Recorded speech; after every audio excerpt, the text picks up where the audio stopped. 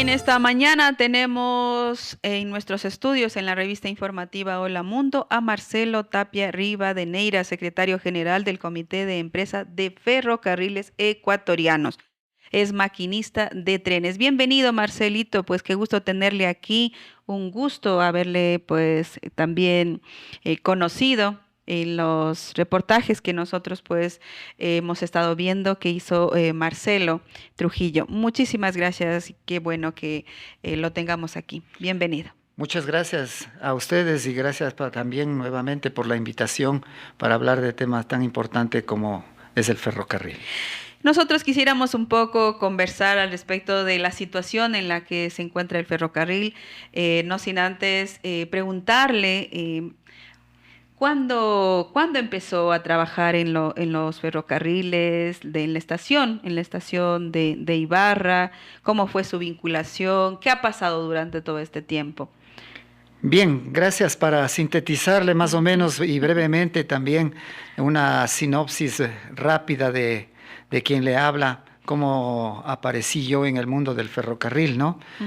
Prácticamente yo fui docente muchos años, 17 años de profesor en varios colegios en Cayambe, porque yo soy cayambeño, y prácticamente pues la situación económica obligó a que de esta manera pues quien le habla pueda salir y buscar nuevos horizontes.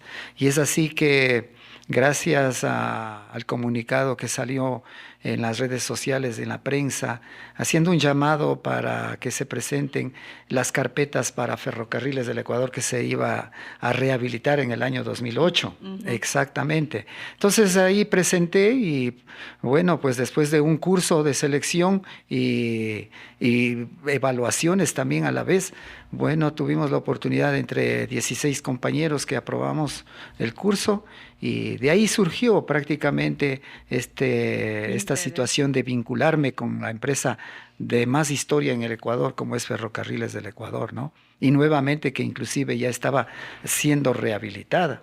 El gobierno de ese entonces pues permitió la inversión de mucho dinero para que se pueda rehabilitar nuevamente la operación Usted ferroviaria. estuvo entonces en la rehabilitación Así es, como trabajador de exactamente, ferrocarriles, así es. porque hubo una época que se dejó, pues no funcionaba el ferrocarril. Después vino esta gran inversión en el gobierno del presidente Rafael Correa y se rehabilita. Y después también usted vive la rehabilitación y también después el declive y el cierre. ¿Cómo ha sido esta experiencia? Primero, un poco comentar al respecto de qué ocurría cuando hubo esta rehabilitación, qué pasó, cómo funcionaban, cómo trabajaban dentro de esta estación de ferrocarriles de la empresa. Sí, prácticamente toda la inversión que se realizó en su momento por el Ujú. gobierno determinaba que la empresa tenía que ser sustentable y sostenible a la vez, ¿no? En el futuro. La administración de ese entonces, pues prácticamente se inició de esa manera, con ese objetivo, con esa visión. Pero lastimosamente, conforme avanzaba el tiempo, conforme avanzaba este tema de poder generar recursos, fue decayendo, porque inclusive cuando acá en la zona de Imbabura, en la regional norte que se llama, Ujú. hubo un incremento de pasajes que también se trasladó a las diferentes rutas a nivel nacional del ferrocarril. De esa manera, pues empezó, por así decirlo, un debilitamiento en los recursos económicos para que la empresa pueda considerarse sostenible, ¿no? Ujú. Entonces, de esa manera, pues inclusive también la demanda de pasajeros obligó a que de alguna manera se generen también fuentes de fuentes de ingreso. Y es así como ustedes sabrán, en todas partes a nivel En las nacional, estaciones los emprendimientos surgieron, los pueblos, las ciudades, crecieron. y miles de personas se beneficiaron del ferrocarril. Pero lastimosamente la mala práctica, la mala política de las administraciones Ujú. obligaron a que ferrocarriles, por el alto costo de demanda de boletos y todo eso, pues incida negativamente en la demanda de gente, de turistas.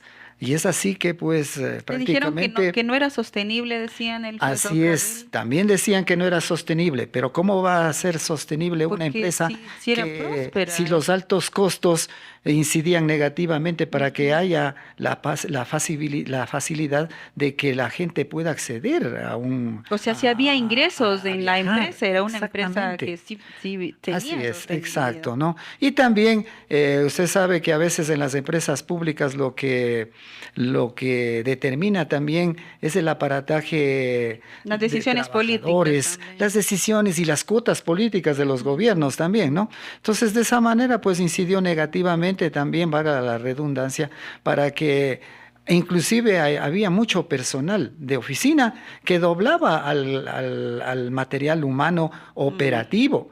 Entonces, y ustedes saben que el personal de oficina gana mucho más todavía que el personal de código de trabajo.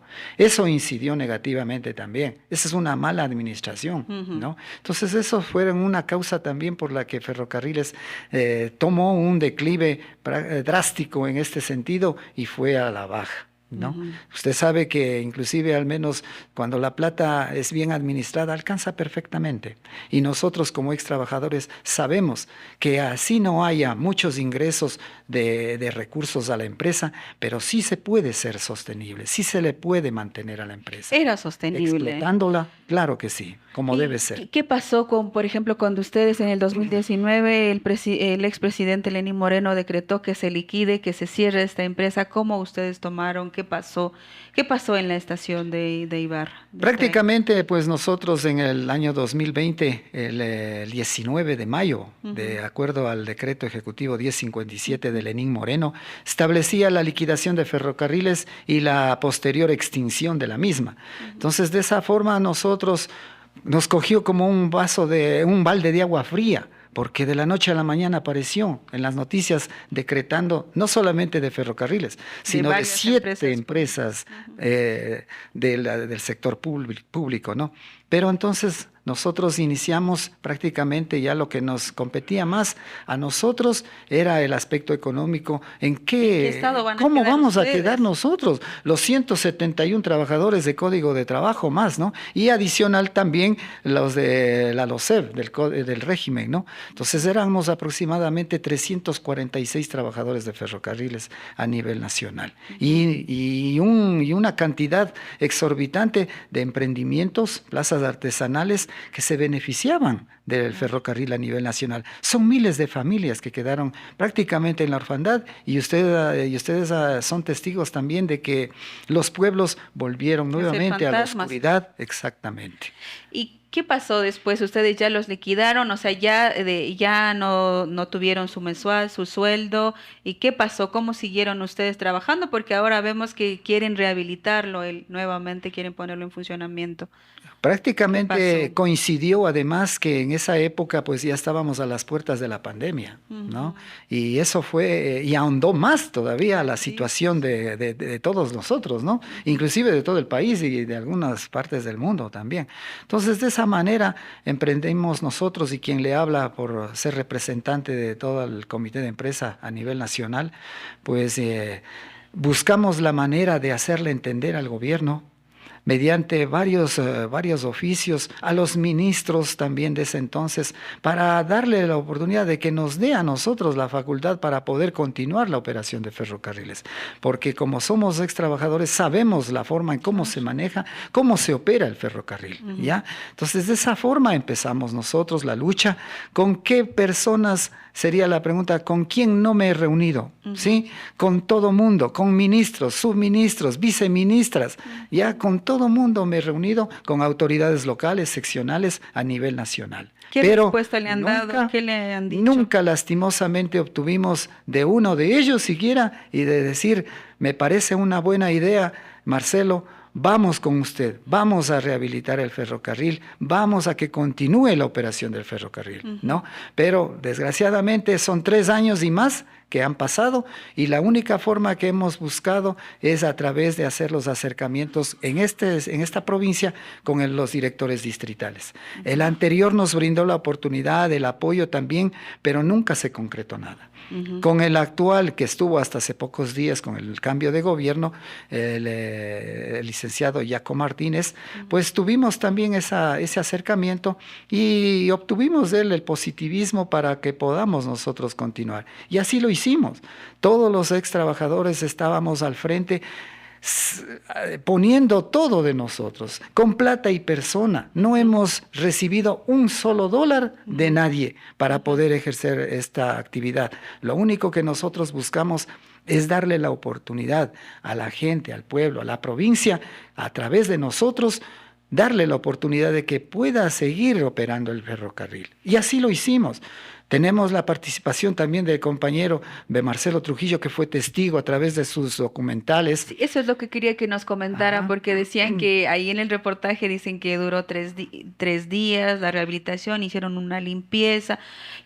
¿Cómo fue, cómo surgió esta idea de rehabilitarlo? Porque estaban ustedes limpiando, el ferrocarril no tenía batería, o sea, todos unos conflictos. ¿En qué situación se encuentra en este momento la estación de ferrocarril? Hace prácticamente 2 meses tuvimos, desde ahí partió, desde lo que voy a comentar, que tuvimos una reunión en el ECU 911 dirigida por Jaco Martínez. Entonces, con las autoridades seccionales de aquí, de la provincia, estuvo el prefecto, estuvo la señora alcaldesa de Otavalo, los GATS parroquiales de San Antonio, Antonio Antes, Salinas, y quien les habla, también con el apoyo del ingeniero Jaime Páez, que es máster en construcciones ferroviarias, y que también ahora forma parte del equipo técnico de trabajadores, que así lo inició también en la provincia del Chimborazo, como es de conocimiento de todos. Hizo también la reactivación del ferrocarril allá en la provincia, pero lastimosamente por temas políticos, que eso nunca debe darse, nunca se debe generar, para que incida negativamente en el proyecto de reactivación del ferrocarril allá en la provincia. Prácticamente eso quedó establecido así, pero como le digo, las malas prácticas políticas establecieron que eso se detenga, esa operación. Y eso es lo que no quisimos que esto suceda acá. Si nosotros arrancamos como debe ser, con un proyecto, con gente que estamos a la cabeza porque sabemos lo que hacemos y sabemos de lo que hablamos, entonces en esa reunión en el ECU 911 se estableció de parte del ingeniero Jaime Páez darles a conocer a las autoridades del proyecto cómo se pretendía establecer de esta manera, con el apoyo de todos, con el apoyo de las entidades, del pueblo, de la ciudadanía, pero lastimosamente no obtuvimos la respuesta positiva de la principal autoridad de la provincia, del señor prefecto Richard Calderón. De esta forma, eso no nos detuvo, al contrario, como siempre hemos pasado, ya tenemos varias experiencias con autoridades en las que nos hemos reunido, y eso es lo que yo prácticamente lo he hecho. Y conversando con el ingeniero Páez dijimos, eso no va a ser el impedimento para que podamos seguir continuando y buscando la oportunidad de abrir la ruta. Pero ¿cuál es la propuesta de ustedes como trabajadores de la empresa de ferrocarriles? ¿Cuál es la propuesta que ustedes le plantearon en esta reunión? ¿Cuál es la idea, el proyecto que tienen para ferrocarriles? Lo que nos pidieron principalmente el señor prefecto es que le presenten en la mesa un proyecto sostenible.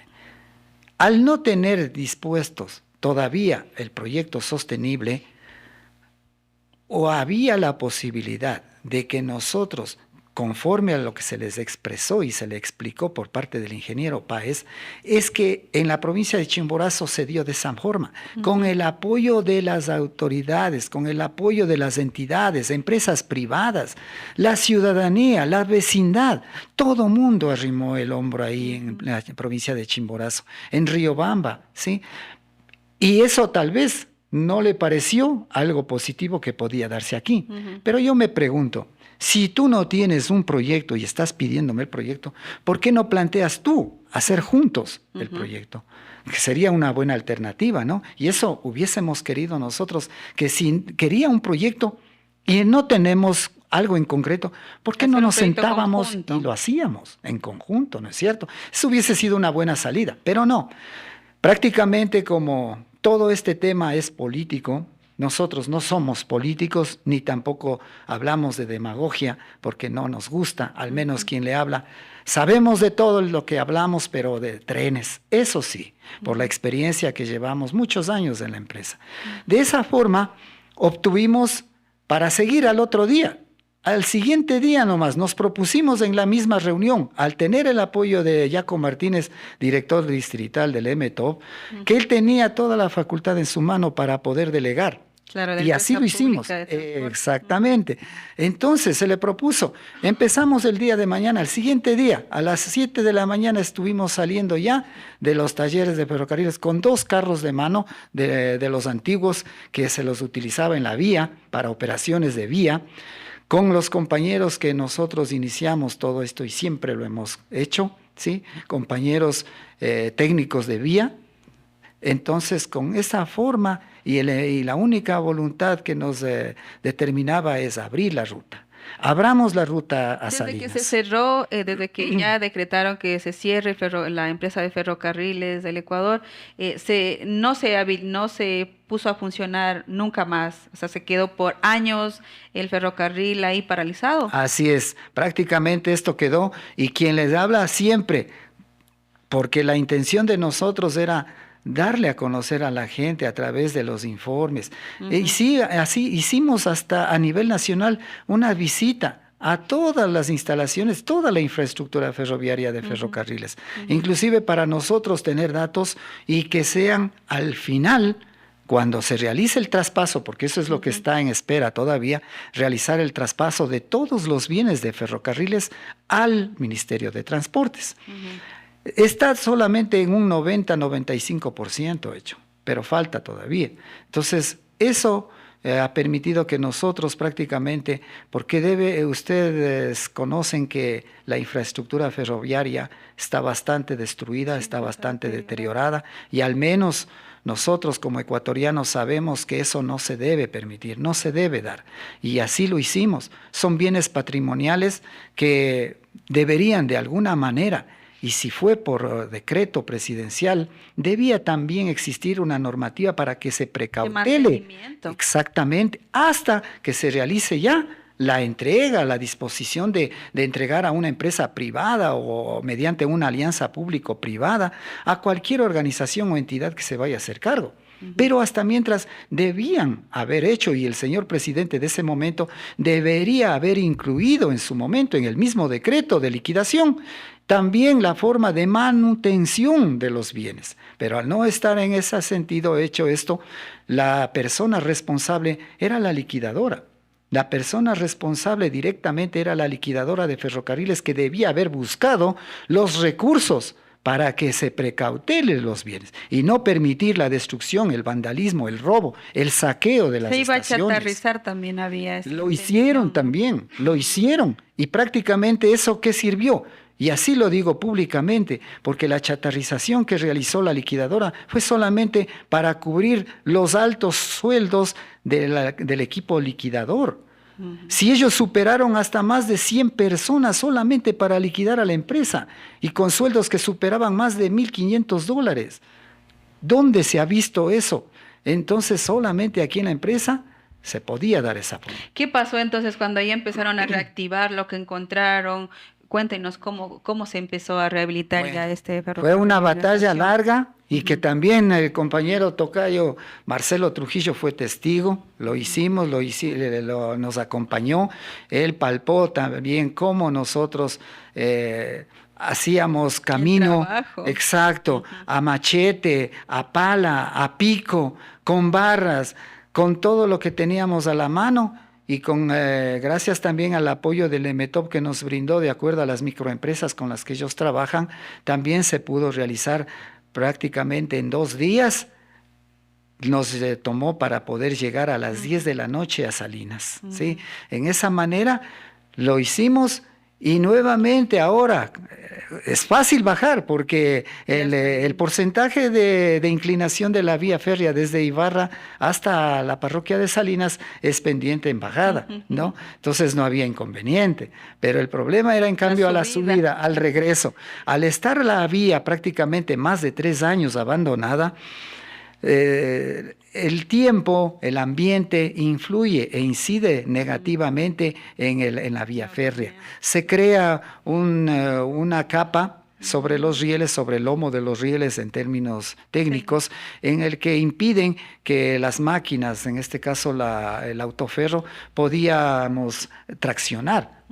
No se permitía eso, porque al menos es inclinación y es pendiente, no podíamos realizar. Teníamos que hacer lo que nos enseñaron y lo que aprendimos, es todos los trenes a nivel mundial utilizan un accesorio y un aditamento que es un tipo de arena especial. Entonces nosotros utilizando arena, con el trabajo, con los trabajadores, logramos llegar en 3 días acá a Ibar. 3 días nos tomó llegar solamente con el autoferro. Eso permitió, pero nunca nos detuvimos por el cansancio y el tema de la maleza. No fue impedimento para que nosotros podamos cumplir el objetivo de abrir la ruta a Salinas, y así lo hicimos. Continuamos con las operaciones. El EMETOB quiso que si abríamos ya las operaciones, pues que las continuáramos, ¿no? Entonces eso es lo que queremos, pero lastimosamente ahora por el cambio de gobierno, usted sabe que... Van a volver a conversar con los directivos de la empresa de Obras Públicas. Sí, vamos nuevamente, ojalá ya tengamos ya la disposición ya del nuevo ministro para que se determine ya un nuevo director distrital y poder hacer el acercamiento también con él para que podamos nosotros continuar con estas operaciones. No queremos que suceda lo mismo que en la provincia de Chimborazo, al contrario, nosotros lo hemos hecho desde el inicio, como debe ser, con un proyecto, y lo estamos haciendo. La entidad que ahora pretendemos que se haga cargo de ferrocarriles y está bastante interesada es el municipio a través de su alcalde, el ingeniero Castillo. ¿Qué han conversado? ¿Han conversado con el alcalde Álvaro Sí, Castillo? hemos tenido, la primera ocasión que tuvimos ya la oportunidad de plantearle este tema. Él estuvo dispuesto y no nos demoró mucho, menos de 10 minutos, y en que se arregló todo el compromiso, él estuvo de acuerdo. En ese sentido están trabajando también el equipo encargado del municipio para poder realizar ya el convenio o el traspaso de las competencias del EMETOB al municipio. En eso se encuentran, seguimos trabajando, seguimos en reuniones, configurando el tema del proyecto para que pueda ser presentado a consejo y pueda ser requerido de parte de ellos, pues, el presupuesto que pueda solventar. ¿Necesita una inversión? ¿Qué tipo de inversión necesita en este momento ya para ponerlo a funcionar después de que se haga este tipo de convenios de traspaso de la administración a la alcaldía? Como primer paso, lo que hemos hecho ya es darle vida al autoferro. Lo hemos hecho nosotros con nuestros propios recursos, ¿sí? Y con el apoyo también del EMETOB, que siempre ha estado pendiente. Ya vamos a continuar con el resto, con las locomotoras. Lo que necesitamos es la decisión ya de la autoridad que vaya a estar al frente. Eso es lo único que se necesita, la decisión, la voluntad para que este proyecto se concrete y darle la oportunidad a la provincia de Imbabura de disfrutar del tren más hermoso y difícil del mundo, ¿no? El ferrocarril ecuatoriano.